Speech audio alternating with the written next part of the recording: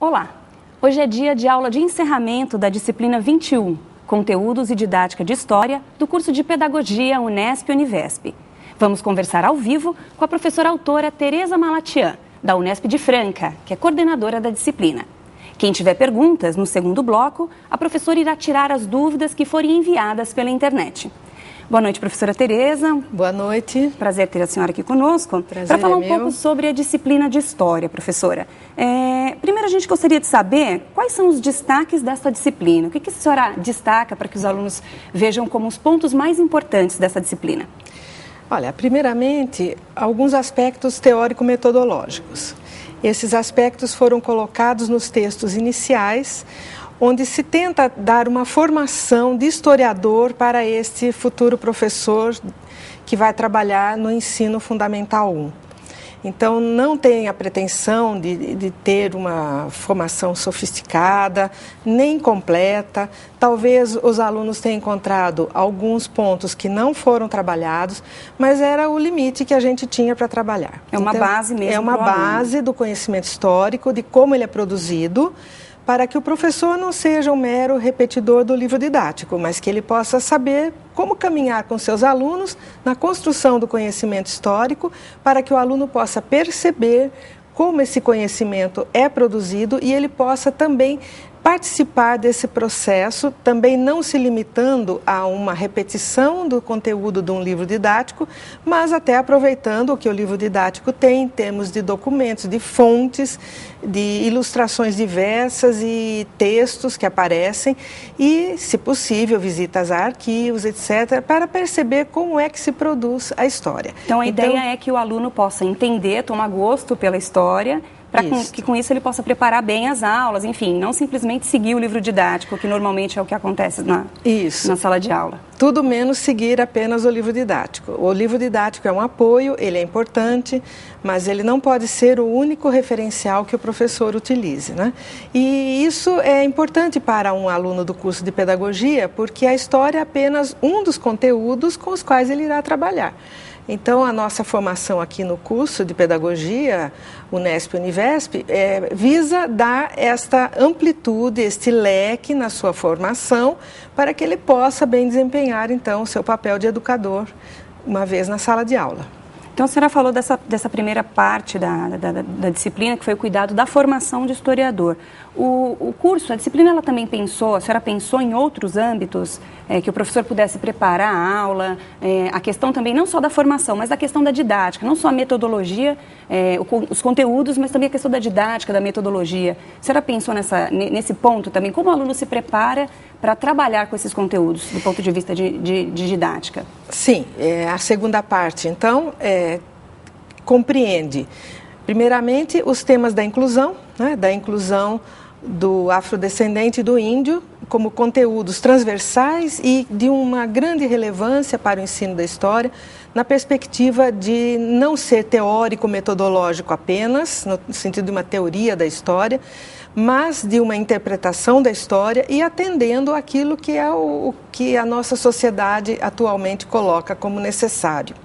E, além disso, alguns direcionamentos, como, por exemplo, a metodologia do ensino da história a partir da música, a utilização da música, letra e melodia para o ensino de história, gerando, então, temas que vão ser trabalhados pelo professor em sala de aula. Esse é um dos exemplos.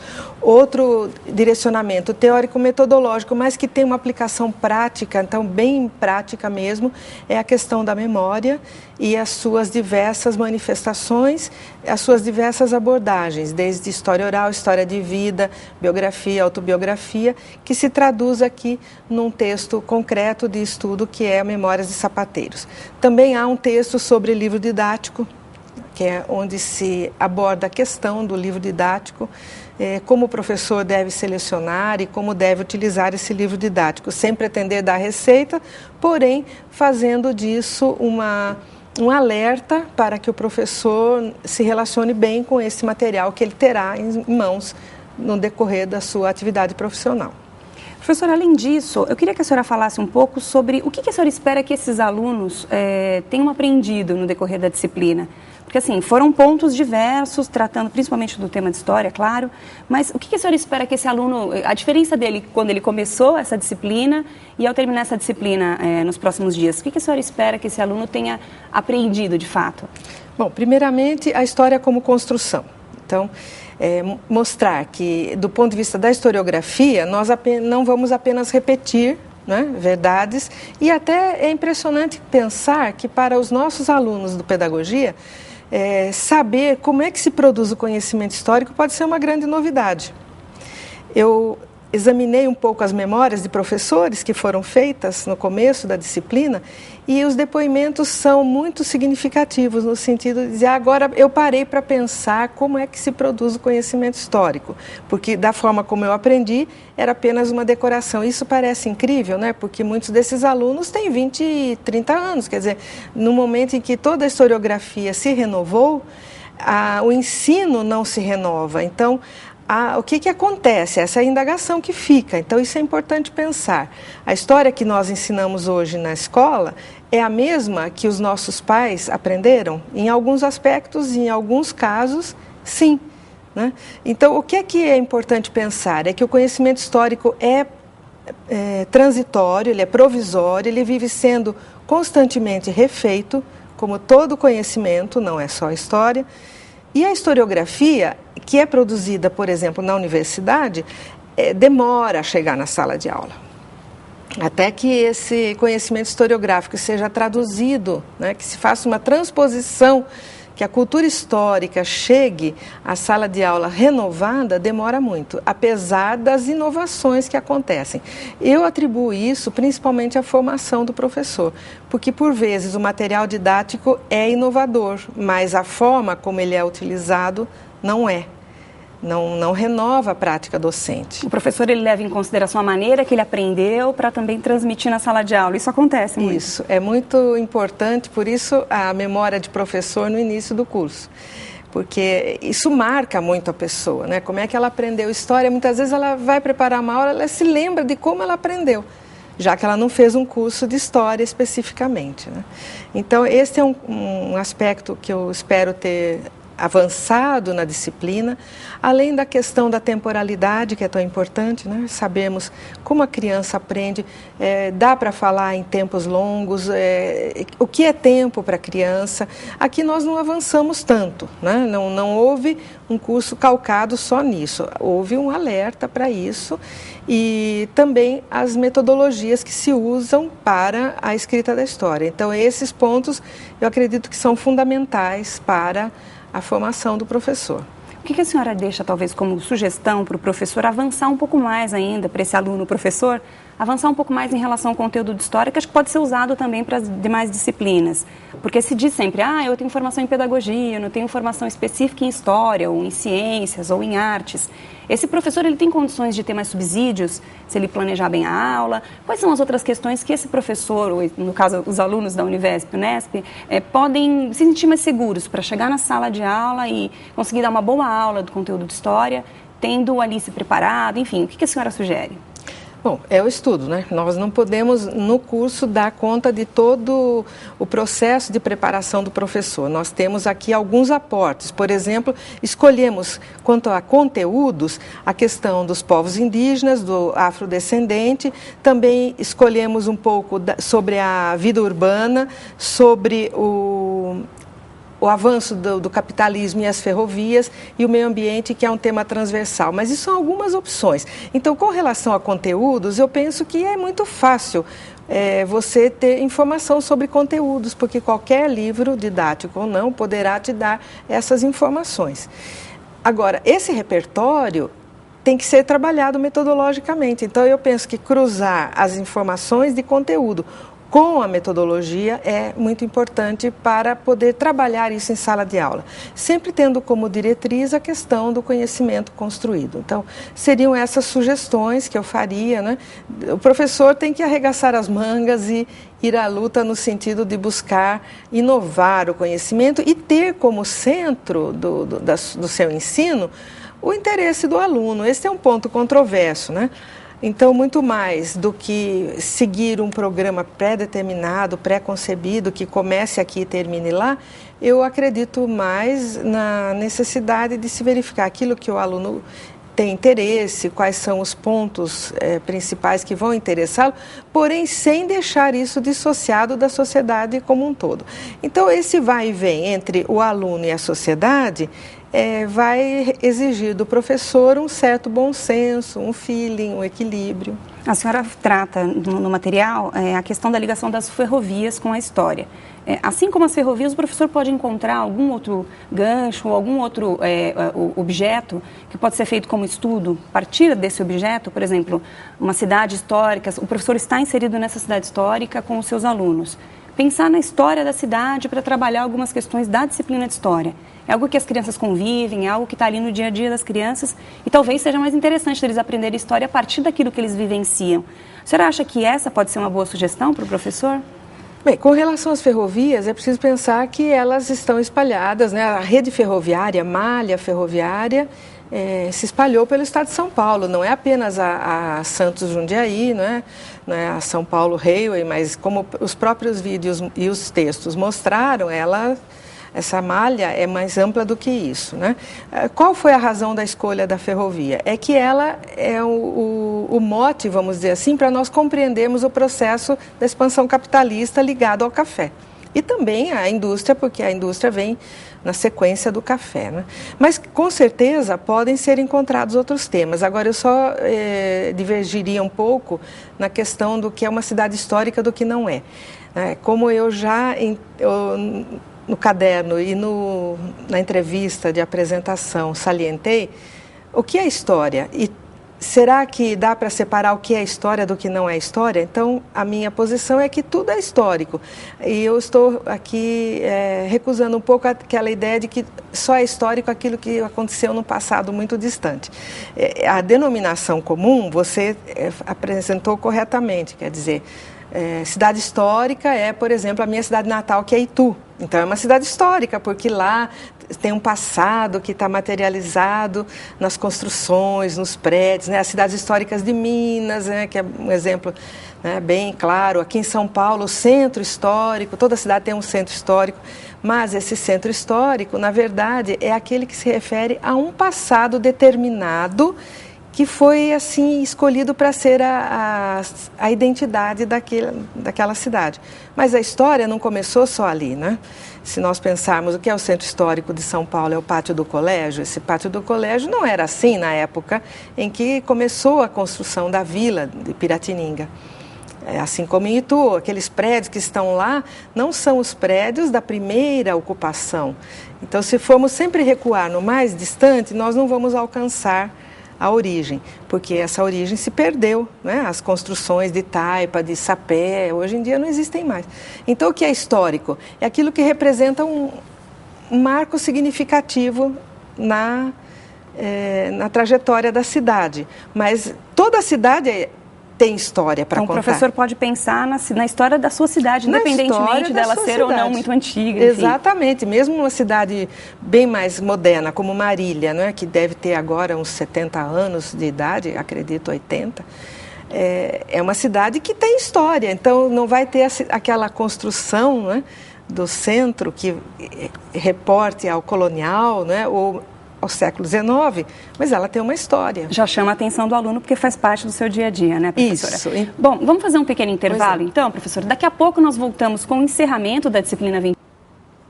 Estamos de volta com a aula de encerramento da disciplina 21 do curso de Pedagogia Unesp-Univesp, Conteúdos e Didática de História. Agora, a professora Tereza Malatian irá nos contar um pouco mais sobre a finalização da disciplina e, além disso, falar um pouco também sobre as perguntas que os alunos estão nos enviando aqui pela internet. Professora, antes de tratar das perguntas e falar um pouco também sobre a questão da avaliação, acho que os alunos estão ansiosos para saber como será essa avaliação, eu gostaria de saber da senhora como que essa disciplina foi recebida pelos polos, recebida pelos alunos. Olha, Tatiana, a disciplina foi muito bem recebida. Acredito que os vídeos foram bem feitos e atingiram o público. Os textos também parecem ter agradado, e principalmente a disciplina despertou o interesse dos alunos em complementar. Então eu quero até aqui louvar os orientadores de disciplina que empreenderam aí atividades paralelas, como por exemplo o Polo de Araçatuba, que fez uma atividade com os indígenas, o Polo da Barra Funda também, e outras atividades que estão sendo feitas que a gente vai ter notícia ainda no decorrer da finalização da disciplina. Também houve postagem de muito material complementar que está lá no material de apoio da D21, e esse material então é muito rico e representa um esforço dos orientadores de turma e de disciplina para melhorar, para ampliar a nossa referência, né?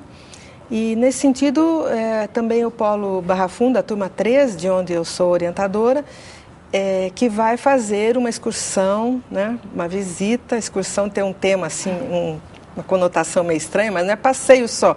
É uma visita à vila de Paranapiacaba para conhecer em loco aquilo que está nas gravações dos vídeos sobre ferrovias, né? Então, essa atividade também foi muito bem recebida pelos alunos e isso vem demonstrando o interesse, né? Professora, agora eu queria que a senhora falasse um pouco sobre a avaliação. A disciplina está sendo finalizada agora e os alunos vão passar por essa avaliação logo mais. Eu queria que a senhora falasse como é que a senhora preparou essa avaliação, o que os alunos podem esperar dessa avaliação. Sempre aquele momento do terror, né? Mas a avaliação aqui será muito, muito light, ela será uma avaliação dentro dessa proposta de ensino de história, que não vai ser uma avaliação de repetição do que está no caderno, mas vai pedir uma reflexão, uma redação própria, será com consulta, serão 4 questões dissertativas em que os alunos poderão utilizar o material apresentado e organizar suas ideias de forma a chegar a uma síntese, que é esse o objetivo final da disciplina, para que o aluno chegue a uma síntese do que ele entendeu sobre o conhecimento histórico, tanto quanto à sua produção, quanto ao seu conteúdo. Agora, pensando no que o aluno aprendeu, enfim, a gente já tem aqui algumas perguntas. O Polo de Assis, eles mandaram a seguinte pergunta: professora, para que ensinar história? Qual que é a importância de se ensinar história? Essa pergunta eu sempre faço aos meus alunos da graduação em História. Por que vocês acham que existe história na disciplina do currículo do ensino da educação básica? E mesmo na universidade, né?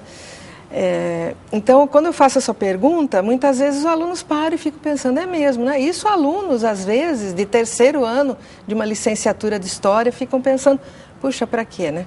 Bom, mas isso é porque é uma pergunta feita de improviso. Mas várias são as respostas possíveis, né?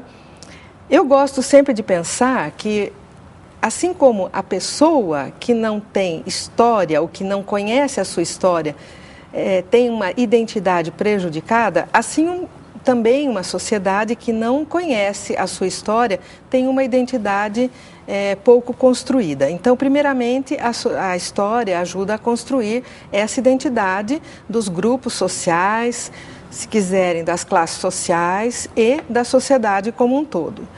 Se nós formos mais longe, eu gosto muito da história política, embora hoje em dia no ensino da educação básica ela esteja, digamos assim, pouco acreditada.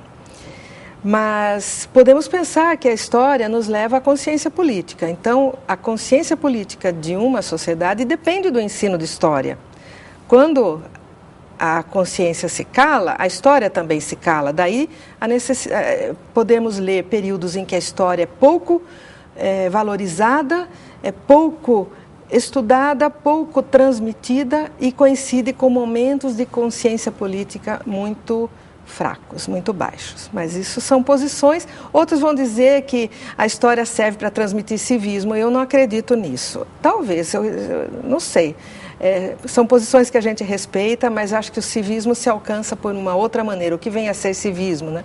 Eu acredito mais na formação do cidadão, da democracia, nos valores de uma vida em conjunto, liberal, etc. Professora, agora mais uma pergunta aqui do Polo de Araçatuba, turma 1. A aluna Karina gostaria que a professora explicasse a diferença e a semelhança entre a história e o jornalismo. Acho que isso ficou bem claro, talvez, no texto que falava um pouco sobre a questão da memória oral, da história oral. E a gente mostrou no programa um exemplo de uma historiadora que foi entrevistar uma pessoa, enfim, do seu trabalho de doutorado. E ali ficou realmente aquela dúvida, qual que é a diferença entre uma entrevista jornalística e uma entrevista de história oral? Como é que a gente pode entender essa diferença, professora? Para começar do tempo, né? O jornalista tem muito mais pressa, o historiador não tem pressa. E o método do historiador é muito mais centrado na recuperação das memórias, na recuperação das vivências, deixar a memória fluir, né? Fazer a rememoração fluir. Pode haver direcionamento também das perguntas, porém, é mais produtivo se nós deixarmos a memória fluir e com menos perguntas, menos interferências. Mas, principalmente, a diferença está no tratamento que será dado ao produto final. O historiador não se contenta só com a entrevista, ele vai cotejar aquele resultado com outros documentos, com outras fontes, vai fazer uma crítica daquele depoimento, daquele relato, e aí vai construir o seu texto. E normalmente o jornalista, ele muitas vezes transmite apenas pergunta-resposta, ou então, a pessoa disse isso, aquilo e o outro. Não cabe a ele naquele momento, né? Você me corrija se eu não estiver falando o que você, como jornalista, pensa, né? E não cabe a ele compor um texto elaborado a partir daquilo. Depende do tipo de jornalismo também, né? Um jornalismo mais crítico, uma reportagem, você ouve os dois lados, enfim. Acho que cada tipo de jornalismo é diferente, enfim, depende da finalidade também, né? Então, há momentos em que os dois se cruzam, né? Em que as técnicas se cruzam, mas o historiador, em geral, ele tem essa preocupação da fundamentação. Agora, lógico que um jornalismo opinativo, investigativo, especial, que dura mais tempo, aí né? Sim, é diferente. Tá certo. Professora, agora da Barra Funda, turma 1. A senhora já falou sobre as orientações da prova, eles queriam saber sobre a prova. Agora o Polo de São Vicente, professora, turma 1, o aluno Bruno. Quais foram as transformações mais sensíveis na formação do professor de História nos últimos anos? Esse professor hoje, ele é diferente daquele professor de 20, 30 anos atrás? Com certeza. Se pegarmos, por exemplo, a minha trajetória, né, assim, pegando esse marco temporal, né, dos anos 60 até hoje, houve uma transformação muito grande porque a historiografia se modificou bastante. Então, realmente, o aluno tinha aquele ensino memorativo, né? Depois veio o Paulo Freire nos dizer da educação bancária, nós ficamos com vergonha de cobrar dos alunos aquela devolução, né, decorada do que era repassado. Então, esta primeira mudança é muito importante, mas também há mudanças metodológicas. Então, nós tínhamos uma história que era chamada positivista, uma história chamada historizante, que foi se transformando pela metodologia e pela teoria. Houve um momento em que o materialismo histórico entrou com grande força e então na universidade passou-se a falar de luta de classes, de relações de produção, enfim, o capitalismo como centro da análise, e a análise passou a ser principalmente econômica e social, o político também, mas sempre referido ao econômico e social. E nós temos uma outra transformação, alguns pararam aí, alguns professores, historiadores pararam aí, embora com as transformações que a teoria do materialismo histórico possa ter sofrido, né, desde o século XIX, mas a Escola do Zanalli também foi muito importante, quando nós temos, então, novas maneiras de abordar. É interessante que a gente fala do materialismo histórico, em geral, depois do Zanalli, mas é porque no Brasil a onda, e na universidade em geral, a onda do materialismo veio depois do Zanalli. Mas, historicamente, ela começa lá no século XIX, o Manifesto Comunista é de 1848, né? E depois nós temos com o Zanalli essa história social, que tem as classes sociais também, que tem o econômico, que tem o político, porém não naquela armação do modo de produção que dá uma formatação muito definida de uma história global, mas são modelos também globalizantes, estruturantes. E depois disso nós temos uma história mais estrutural, nós temos a influência de Foucault, que é muito importante, com a questão da disciplina, né? Então, o vigiar e punir, que vem aí formar muitas cabeças, e pulando muita coisa, uma história cultural que se afirma cada vez mais e, finalmente, o linguistic turn, que é a virada linguística, que é uma aproximação entre história e literatura, a história e discurso, né? O discurso muito valorizado, aportes que vêm da linguística e vêm também da filosofia, né? Novas formas de se construir a narrativa, então se retorna à narrativa histórica. Então isso tudo o professor atravessa, mas muitas vezes a formação dele não deixou claro para ele que isso está acontecendo. Se o professor tem, na verdade, ele tem noção dessas transformações históricas e sociais e que isso tudo está sendo acaba influenciando na sua maneira de agir na sala de aula, por exemplo. Não, porque se ele não tem, como eu disse, a formação teórico-metodológica, que é importante que ele complemente depois que concluir a disciplina, ele vai repetir o livro didático. Agora é política, tá bom. Mas amanhã vem aí uma ordem que nós temos que fazer história cultural e vamos na história cultural. E ele não sabe nem o que ele está fazendo. Então é importante, o professor sendo formado na teoria, na metodologia, ele consegue decodificar, né, e desmontar um texto didático, senão ele vai somente repetir. É importante que o professor seja crítico bastante para ler um texto e fazer as suas críticas, enfim, e modificar de acordo com o que ele fez, de acordo com o que ele estudou também. E de acordo com o que ele escolher, porque história é escolha também. Não existe, é o que eu sempre digo, o que é que legitima a historiografia?